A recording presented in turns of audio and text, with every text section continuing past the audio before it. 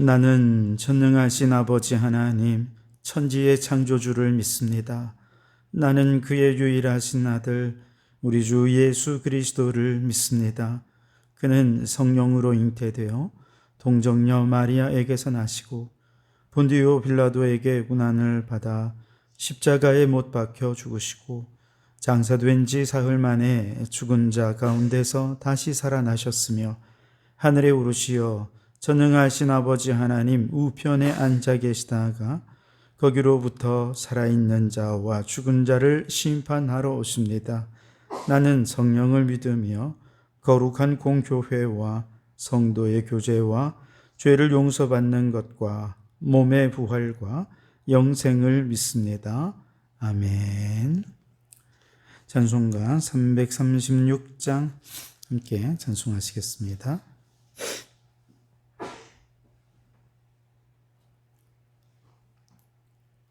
환난과 핍박 중에도 성도는 신앙 지켰네. 이 신앙 생각할 때에 기쁨이 충만하도다. 성도의 신앙 따라서 죽도록 충성하겠네. 옥중에 매인 성도나 양심은 자유 얻었네. 우리도 고난 받으면 죽어도 영광 되도다. 성도의 신앙 따라서 죽도록 충성하겠네. 성도의 신앙 본받아 원수도 사랑하겠네. 인자한 언어 행실로 이 신앙 전파리라. 성도의 신앙 따라서 죽도록 충성하겠네.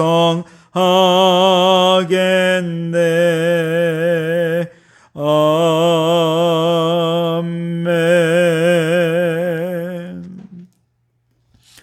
오늘은 로마서 8장 1절로 11절입니다.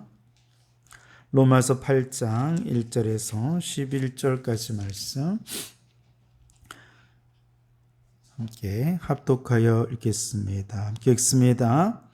그러므로 이제 그리스도 예수 안에 있는 자에게는 결코 정죄함이 없나니 이는 그리스도 예수 안에 있는 생명의 성령의 법이 죄와 사망의 법에서 너를 해방하였음이라. 율법이 육신으로 말미암아 연약하여 할 수 없는 그것을 하나님은 하시다니 곧 죄로 말미암아 자기의 아들을 죄 있는 육신의 모양으로 보내어 육신의 죄를 정하사 육신을 따르지 않고 그 영을 따라 행하는 우리에게 율법의 요구가 이루어지게 하려 하심이니라.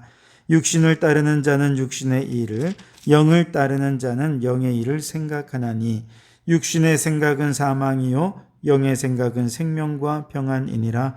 육신의 생각은 하나님과 원수가 되나니 이는 하나님의 법에 굴복하지 아니할 뿐 아니라 할 수도 없음이라. 육신에 있는 자들은 하나님을 기쁘시게 할 수 없느니라. 만일 너희 속에 하나님의 영이 거하시면 너희가 육신에 있지 아니하고 영에 있나니 누구든지 그리스도의 영이 없으면 그리스도의 사람이 아니라 또 그리스도께서 너희 안에 계시면 몸은 죄로 말미암아 죽은 것이나 영은 의로 말미암아 살아있는 것이니라. 예수를 죽은 자 가운데서 살리신 이의 영이 너희 안에 거하시면 그리스도 예수를 죽은 자 가운데서 살리신 이가 너희 안에 거하시는 그의 영으로 말미암아 너희 죽을 몸도 살리시리라. 아멘. 자, 오늘도 이 말씀을 통해 우리에게 주시는 하나님의 음성을 듣게 되길 바랍니다. 자, 로마서 1장부터 5장까지는 이신칭의에 관해서 집중적으로 가르치고 있다면 이제 6장 이후부터는 이제 성화의 삶에 대해 말씀하고 있습니다. 그래서 로마서 6장에서 성화의 삶을 살 수 있는 근거가 뭐냐? 우리가 그리스도와 연합하였기 때문이다. 그렇게 말씀하셨죠. 그리고 지난 시간 7장에서는 이제 그리스도와 영적으로 재혼한 우리 성도들이 낳아야 할 영적 자녀가 무엇입니까? 바로 성화의 삶이다. 그렇게 말씀을 드렸습니다. 자, 그런데 이 신칭이, 즉 믿음으로 의롭다 하심을 받았다는 것은 어떤 의미냐?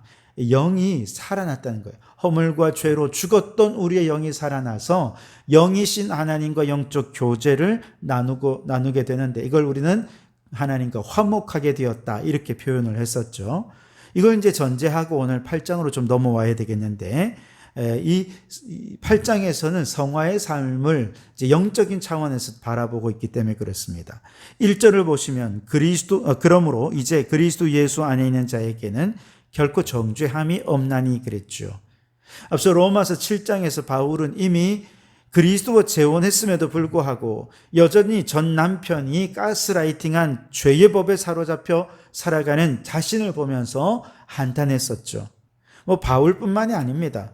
모든 그리스도인들이 믿음으로 의롭게 되었긴 했습니다만 여전히 죄의 법에 사로잡혀 살아가는 현실을 보면서 오호라, 나는 곤고한 사람이로다. 이 사망의 몸에서 누가 나를 건져내랴 탄식을 했었죠. 그리고 이제 8장 1절에 넘어오면 그러므로 라는 접속사, 이제 라는 시간의 부사를 통해서 이렇게 계속해서 넘어지는 반복된 죄의 문제 해결책을 여기 제시하겠다는 것입니다. 그렇다면 이 사망의 몸에서 건져내는 유일한 방법, 해결책이 뭐냐? 바로 그리스도 예수 안에 있는 것이라고 말씀하고 있습니다. 그래서 그리스도 예수 안에 있으면 결코 정죄함이 없다, 그렇게 말씀하신 거죠.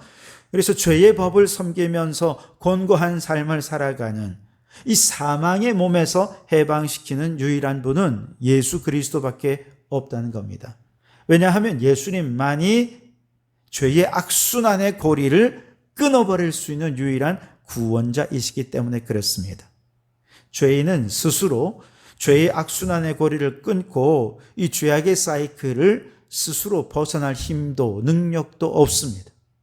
불교에서는 이 죄악의 악순환을 끊는 방법을 해탈이다, 그렇게 얘기하지만 그런 방법은 인간에게는 없다는 것입니다.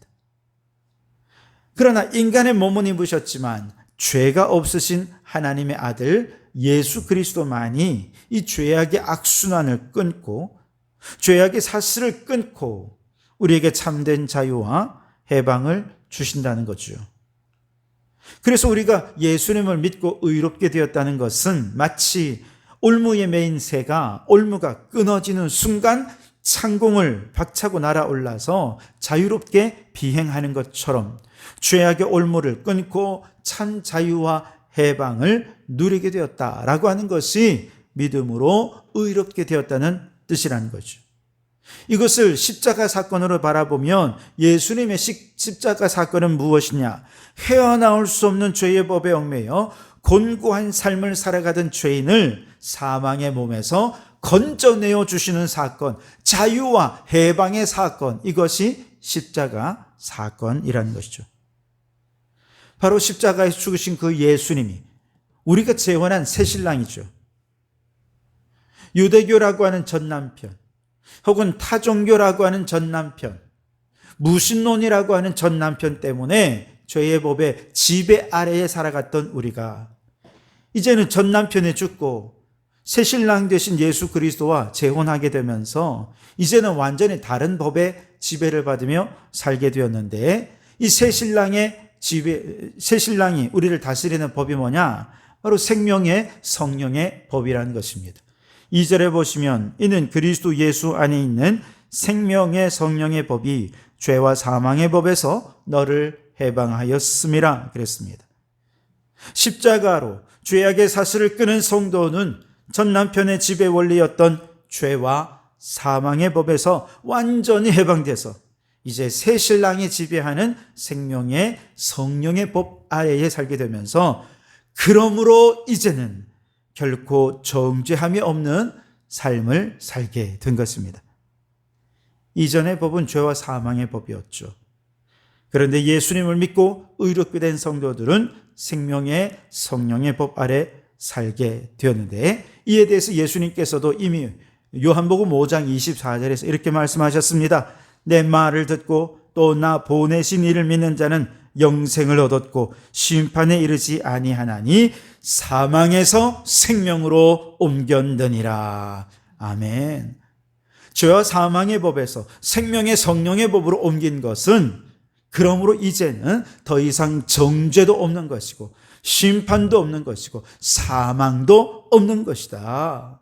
오직 무엇만 남았느냐? 생명을 얻되 더 풍성히 얻는 영생을 누리는 삶만이 우리 그리스도인들 앞에 펼쳐지게 되었노라 라고 선포하는 것이죠. 원래 하나님께서 유대인들에게 율법을 주신 목적도 이것이었습니다. 생명을 얻되 풍성히 얻는 것이죠. 사망에서 벗어나 생명을 얻되 그 생명을 풍성히 누리도록 하기 위해 율법을 주셨지만, 사람들은 율법을 악용했죠. 어떻게 악용했습니까? 율법을 가지고 비난하고 정죄하고 너 왜 이렇게 못 살아? 말씀대로 못 살아? 그러면서 심판하는 도구로 삼았던 것이죠. 그러다 보니 사람들이 생명이 풍성을 얻기보다는 오히려 어떻게 됐습니까? 영적으로 주눅들고, 맞아, 나는 왜 이 말씀대로 살지 못할까? 계속 반복되는 죄에 넘어지고 말이죠. 율법을 행할 때마다 내 죄가 자꾸 더 드러나는 것입니다. 그러니까 참된 기쁨을 누릴 수가 없었던 것이죠. 그래서 예수님께서 십자가에 죽으셔야 했던 것입니다. 오늘 3절과 4절에 보시면 율법이 육신으로 말미암아 연약하여 할 수 없는 그것을 하나님은 하시나니 곧 죄로 말미암아 자기 아들을 죄 있는 육신의 모양으로 보내어 육신의 죄를 정하사 육신을 따르지 않고 그 영을 따라 행하는 우리에게 율법의 요구가 이루어지게 하려 하심이니라 그랬습니다. 율법으로는 율법의 요구를 이루지 못했지만, 그러나 죄 없으신 예수님을 이 땅에 보내셔서 유월절 어린 양으로 우리의 모든 죄를 전가하셔서 과거와 현재와 미래의 모든 죄를 가져가심으로 우리의 모든 죄를 대속하실 때 우리는 이제 더 이상 정죄함이 없는 의로운 하나님의 백성으로 살게 되었고, 그리고 율법의 요구를 이룰 수 있게 해 주셨다는 것입니다. 율법의 요구가 무엇입니까? 다른 것 아닙니다. 죄 짓지 않는 것입니다. 의롭게 되는 것입니다. 율법이 원래 우리에게 주어졌을 때 율법을 따라 행하면서 죄 짓지 말라는 겁니다. 의롭게 되라는 것이었습니다. 그런데 사람들은 율법을 지키는데 영을 따라 율법을 지키는 것이 아니라 육신을 따라, 인간의 정욕을 따라 율법을 지키니까 율법을 지키려 하다가 오히려 더 많은 죄만 범하고 말았던 것이죠. 그래서 하나님께서 육신을 입고 이 땅에 오셔서 한 몸의 모든 죄를 짊어지고 죽으심으로 이제 더 이상 우리는 육신을 따라 사는 존재가 아니라 영을 따라 사는 존재가 되었고, 율법의 요구를 이루어서 의롭다 인정받게 된 것입니다. 결국 죄의 악순환을 반복해서 사망의 몸에서 누가 건져낼까? 탄식하며 부르짖던 이 죄인들을 사망의 몸에서 건져내셔서 다시는 정죄함이 없고 이제는 풍성한 생명을 누릴 수 있게 된 것, 바로 그리스도 예수 안에 있을 때 가능하게 되었다는 것이죠. 그리스도 예수를 새 신랑 삼고 생명의 성령의 법 아래에 살게 될 때 비로소 그 풍성함을 누리게 되었다는 것입니다. 근데 여러분, 이제 예수님과 재혼해서 신랑이 바뀌었잖아요. 생명의 성령의 법 아래 살게 되었을 때 성도들의 가장 큰 변화는 뭐냐? 생각이 달라지게 되었다는 것입니다. 5절에 보시면 육신을 따르는 자는 육신의 일, 영을 따르는 자는 영의 일을 생각하나니 그랬습니다. 여러분, 이미 예수님을 믿고 믿음으로 의롭게 된 성도라 하더라도 육신을 따르면 육신의 일을 생각합니다. 반면에 영을 따르면 영의 일을 생각하게 되는데, 놀라운 것은 이 생각의 차이가 인생의 운명을 완전히 갈라놓는다는 것입니다. 6절에 보시면 육신의 생각은 사망이요 영의 생각은 생명과 평안이니라 그랬습니다. 여러분, 육신의 생각을 갖는 사람들이 불신자가 아닙니다. 이미 예수님을 믿고 의롭게 되었지만 육신의 생각을 가진 사람이 있어요. 그래서 우리가 무엇을 생각하느냐에 따라서 죽음에 이르기도 하고 생명에 이르기도 한다는 것이죠. 여러분, 놀랍지 않습니까? 우리의 생각이 운명을 갈라놓는 것입니다. 그 이유가 무엇입니까? 우리는 생각하는 대로 말하고 말하는 대로 행동하기 때문에 그렇습니다. 우리 하나님은 어떤 분입니까? 내 말이 내 귀에 들린 대로 행하는 분이시기 때문에 그렇습니다. 그래서 우리가 육신의 생각을 가지고 육신의 말을 하게 되면 그 말이 누구에게 들립니까? 하나님께 들려서 육신대로 사망에 이를 수밖에 없는 것이죠. 이건 하나님과 원수가 되는 삶입니다.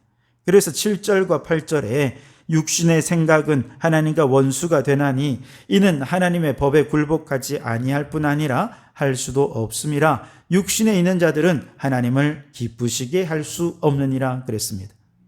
그래서 육신의 생각으로 하나님과 원수가 되는 말과 행동을 하게 되면 하나님께서는 그 말과 행동을 보고 들으신 후에 그가 말한 대로, 그가 행한 대로 하나님도 대갚아 주셔서 결국 그를 사망에 이를 수밖에 없게 되는 것입니다.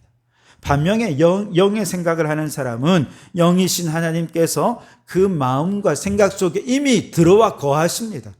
이제 그의 생각은 그의 생각이 아니라 하나님의 생각이고 그의 말은 하나님께서 말하게 하심을 따라 말하게 하시는 것입니다. 그래서 끊임없이 내 안에 거하시는 예수님께서, 하나님께서 그의 영으로 말하고 그의 영으로 생각하고 행동하게 되기 때문에 하나님을 기쁘시게 하는 자가 되고 생명과 평안을 누리게 되는 것입니다.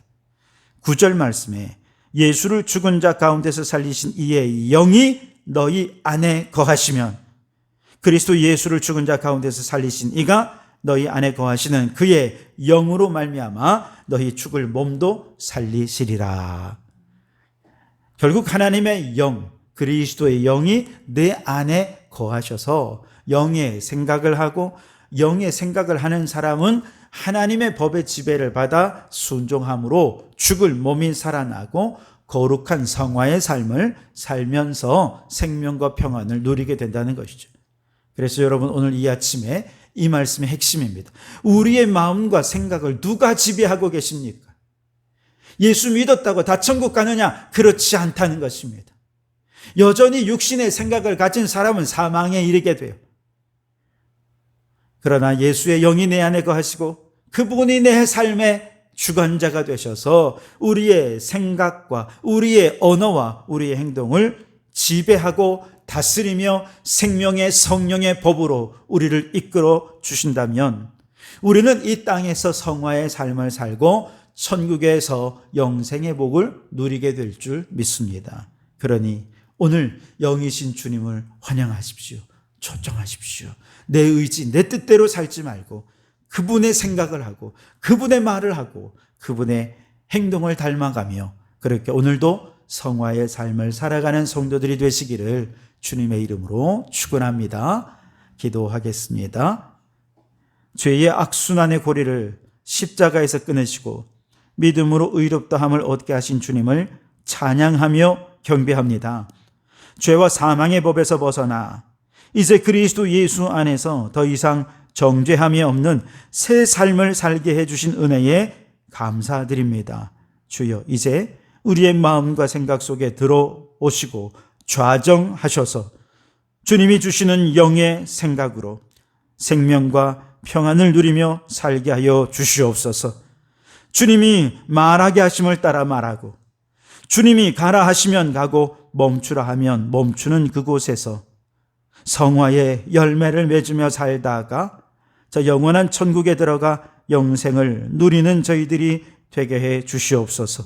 오늘도 주여 우리의 마음과 생각을 주장하여 주시어서 만나는 모든 사람들에게 예수의 향기를 드러내게 도와 주시옵소서.